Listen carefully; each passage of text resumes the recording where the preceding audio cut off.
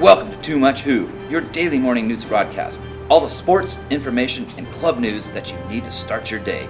Coming to you from our studio in room 82. It's TMH. Good morning, Hoover High School. It is your host Christian Villanueva, joined with Noah Torres. It's Thursday, October 24th, 2019, and we are on a regular class schedule. Announcements: Patriot Theater Company will be performing the comedy play The Matchmakers tonight, tomorrow night, and Saturday night at 7 p.m. in the cafeteria. Tickets are $5 for students and $8 general admission. At the door, come support your fellow Pates. See you there. After school, you must exit campus through the parking lot or the open gate on the south side of the office. You may only exit through the office if you are accompanied by a parent or guardian. And as a reminder, once you leave campus after school, you may not return to campus until 3:30 p.m. Any students interested in attending the Digital Media/Arts and Design Job Shadow Day on Wednesday, October 30th, please see Ms. Bailey in the Career Center, room 50 during lunch or after school for a permission slip. The deadline to sign up is tomorrow. If you signed up for ASVAB test and received a notice from Ms. Bailey, you should be in room 50 right now. Sports. Attention boys wanting to play soccer for Hoover this year. Tryouts will begin on Tuesday, October 29th at 3:15 behind the baseball field. Please make sure your family ID is filled out and your physical paperwork is turned in to the athletic trainer. Next week, girls basketball will be holding tryouts every day next week from 3:15 to 5 p.m. Today's sports: cross country versus Cam Ostran in Invitational. Please release players at 12:30 p.m. Girls volleyball versus McLean. Please release players at 1:15 p.m. Clubs.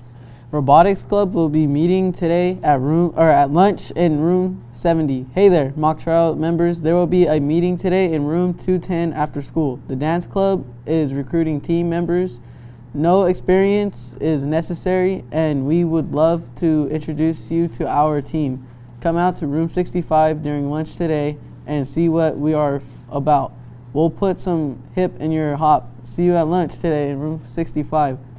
Spark quote of the week: kindness is going out of your comfort zone to let people know they are important. Now let's check out the girls' water polo team.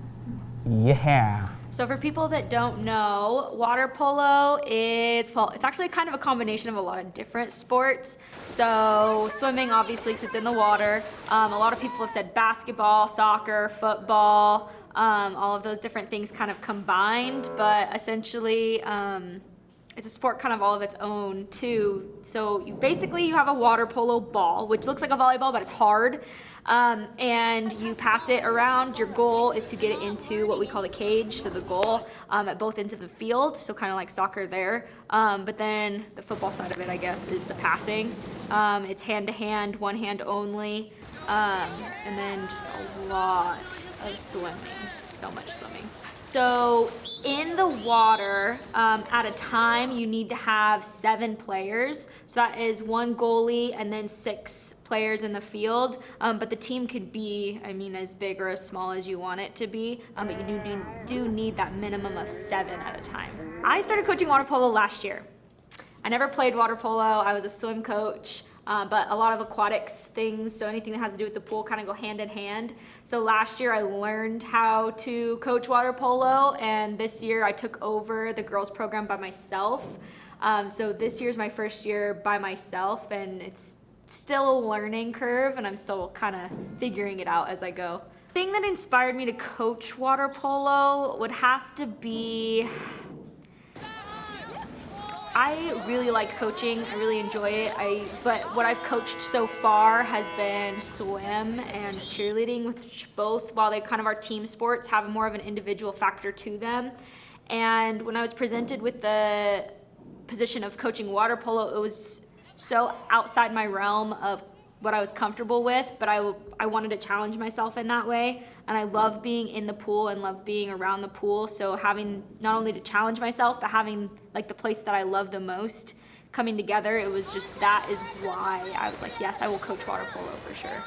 I think the worst experiences that I've had coaching water polo is when something happens in a game, like maybe one of the girls gets kicked out or excluded from play, and I don't understand why, and then when the girls doesn't understand why, and then we're both just frustrated, and kind of that frustration usually translates to some kind of like negative feeling that will continue throughout the game. And so we're still trying to kind of work on that, so that knowing how to interpret things, figuring out how to understand things we don't understand.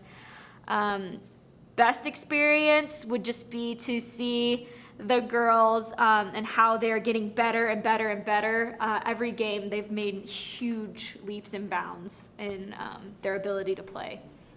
Right now, our record is 6-14, so we've won 6, lost 14. We play really hard teams at the beginning of the season, so that it gets them ready for the rest of the season.